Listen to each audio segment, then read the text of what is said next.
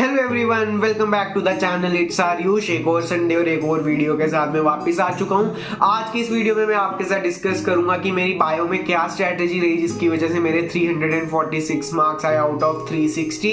पूरी स्ट्रैटेजी मैं आपको बताऊंगा, क्या बेसिक रूल्स मैंने फॉलो किए वो भी बताऊंगा। तो इससे पहले हम वीडियो में आगे बढ़ चले, मैं आपको ये कहना चाहूंगा कि एक बार चैनल के बाकी कंटेंट को चेक कर लो। लास्ट संडे वीडियो नहीं आई थी क्योंकि उस वीक में मैंने एक वीडियो ऑलरेडी डाल दी थी।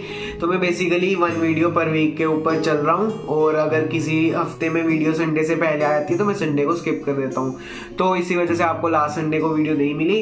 तो वीडियो में आगे बढ़ जाते हैं, और अगर आपको चैनल का कंटेंट पसंद आता है तो आप चैनल को सब्सक्राइब कर लो, और इसके अलावा इस वीडियो को भी शेयर करो ताकि ज़्यादा से ज़्यादा बच्चे जो हैं वो इस वीडियो से बेनिफिट उठा सकें। तो गाइस, इसी के साथ इस वीडियो में आगे बढ़ते हैं।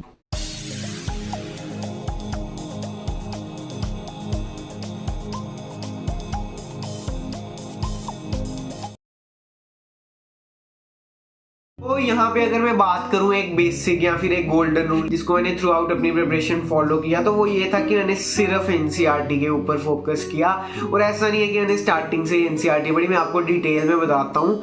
तो यहाँ पे 11th में जब मैं पढ़ रहा था तो मैं आकाश में जाता था, आकाश इंस्टीट्यूट में ऑफलाइन कोचिंग थी तब वहाँ पे हमें पढ़ाया जाता था। मैंने सारी क्लासेस वगैरह अटेंड की, बायोलॉजी की, बॉटनी की, zoology की, दोनों की। तो वहाँ पे नोट्स भी बनाए मैंने और मॉड्यूल भी हमें मिलते थे, और मेरे पास एनसीईआरटी भी थी। तो मेरे पास 3 मटेरियल थे। तो स्टार्टिंग में मैंने यही सोचा कि एनसीईआरटी जो है वो बहुत बेसिक है, मैं क्या करूँगा इतना बेसिक पढ़ के। तो मैंने मॉड्यूल्स वगैरह पढ़े और जो टीचर्स के नोट्स थे उनको पढ़ा, और जो टेस्ट वगैरह वहाँ पे होते थे उसके अंदर भी मॉड्यूल से क्वेश्चन आते थे, तो उस वजह से भी मेरे को मॉड्यूल पढ़ना होता था। तो पूरी 11th में मैंने मॉड्यूल्स पढ़े बायो के, और उसी से अपना जो प्रिपरेशन थी वो की। लेकिन फिर जब मैं 12th में आया तो फिर मैंने सोचा कि अगर नीट में सिर्फ एनसीईआरटी से ही क्वेश्चंस आने हैं तो फिर मैं मॉड्यूल क्यों पढ़ रहा हूँ। और तब जो कोचिंग थी वो भी ऑनलाइन मोड पे शिफ्ट हो गई थी, कोविड आ गया था, तो टेस्ट भी हमारे कोई ऑफलाइन नहीं हो रहे थे, यहाँ फेस टू फेस इंटरेक्शन भी टीचर्स के साथ नहीं हो रहा था। तो वहाँ पे मेरे को मौका मिला कि मैं मॉड्यूल्स को स्किप कर दूं और सिर्फ एनसीईआरटी के ऊपर ही फोकस करूं। तब जो नोट्स थे हमको वो भी हमें पीडीएफ फॉर्म में मिलने शुरू हो गए।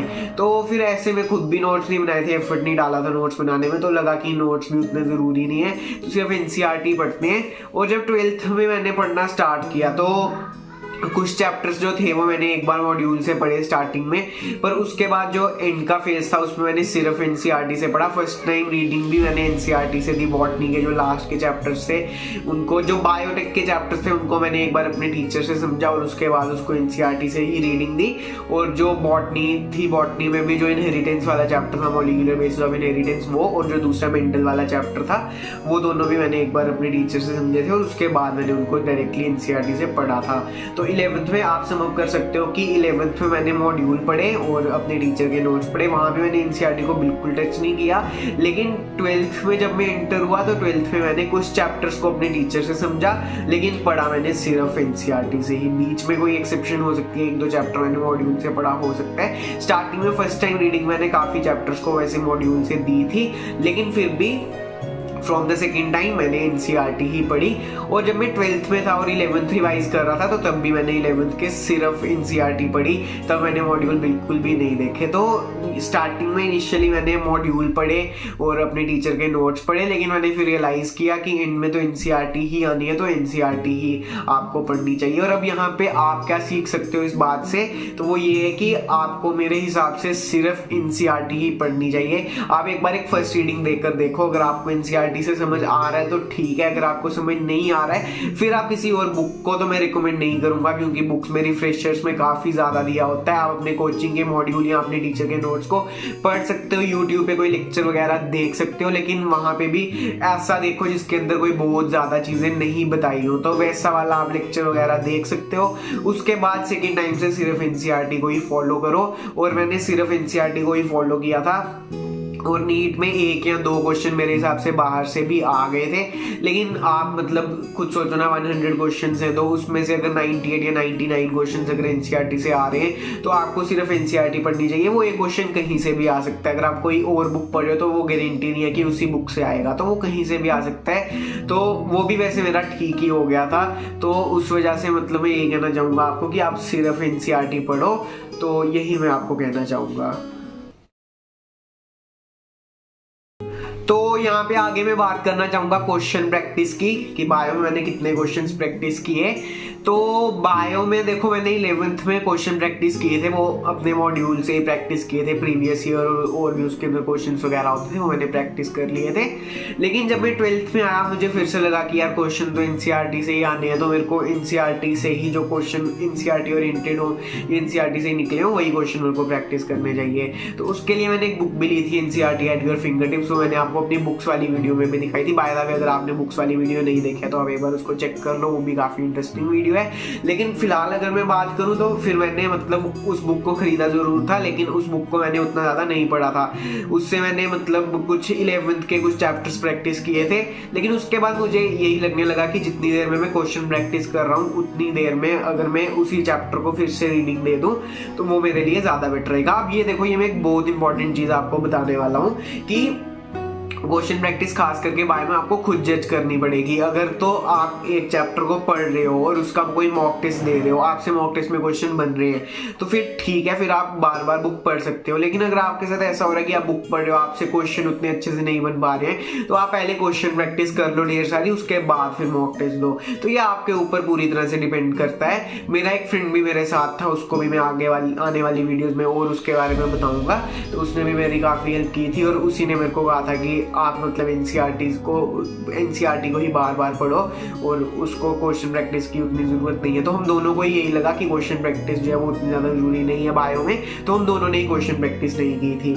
तो ये आपके ऊपर पूरी तरह डिपेंड करता है। अगर आपको लगता है कि आपको क्वेश्चन प्रैक्टिस की जरूरत है तो आप कर सकते हो, अगर नहीं जरूरत है तो सिर्फ एनसीईआरटी में पढ़ सकते हो। मैंने सिर्फ एनसीईआरटी पढ़ी थी बार बार, लास्ट के 7-8 महीने में बिल्कुल क्वेश्चन प्रैक्टिस नहीं की थी, बस मॉक टेस्ट जो दिए थे उसी से क्वेश्चन प्रैक्टिस की थी और फिर भी मेरे 346 आ गए। तो सिर्फ एनसीईआरटी पढ़ के और थोड़े से मॉक टेस्ट देकर भी आप मार्क्स ला सकते हो, लेकिन अगर वो आपके ऊपर डिपेंड करता है। अगर आपको लगता है कि आपको क्वेश्चन प्रैक्टिस की जरूरत है, मैं स्ट्रांगली बोलूंगा कि अगर आपको लगता है कि आपको क्वेश्चन प्रैक्टिस की जरूरत है तो क्वेश्चन प्रैक्टिस करो। किसी की भी बात मत सुनो कि क्वेश्चन प्रैक्टिस करनी चाहिए नहीं करनी चाहिए, खुद जज करो।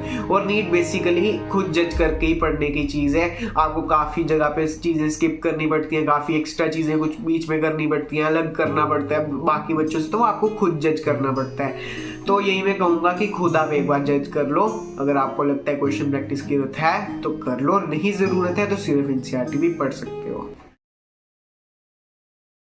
तो आगे मैं बताना चाहूंगा कि जो बेसिकली मेरे 14 मार्क्स कम आए वो क्यों आए, मेरी क्या गलतियां रही, तो उससे आप क्या सीख सकते हो। तो यहाँ पे मैं मतलब यही कहना चाहूंगा आपको कि मेरे जो क्वेश्चन थे वो 2 क्वेश्चन गलत हुए थे और 1 क्वेश्चन मैंने छोड़ा था। तो बॉटनी में मेरा 1 क्वेश्चन गलत हुआ था और 1 छोड़ा था, उसमें मेरे 171 मार्क्स थे। तो वहां पे ये हुआ था कि मतलब 1 क्वेश्चन तो मेरे को भूल गया था और जो दूसरा क्वेश्चन था वो भी मेरे को भूल गया था। वो शायद से एक मॉर्फोलॉजी से था और दूसरा वाला प्लांट किंगडम से था, जहां तक मेरे को याद है। तो मॉर्फो वाला क्वेश्चन जो था वो मैंने ऐसे ही उसको कर दिया, मतलब तुक्का लगा दिया आप कह सकते हो, वो मेरा गलत हो गया। और दूसरा प्लांट किंगडम वाला मैंने छोड़ दिया था, कुछ ऐसा ही हुआ था। तो यहाँ पे उस वजह से मेरे 171 आए। अब उसको मैं कैसे ठीक कर सकता था, अगर मैंने इन चैप्टर्स को एक बार और अगर अच्छे से पढ़ा होता तो शायद ठीक हो सकते।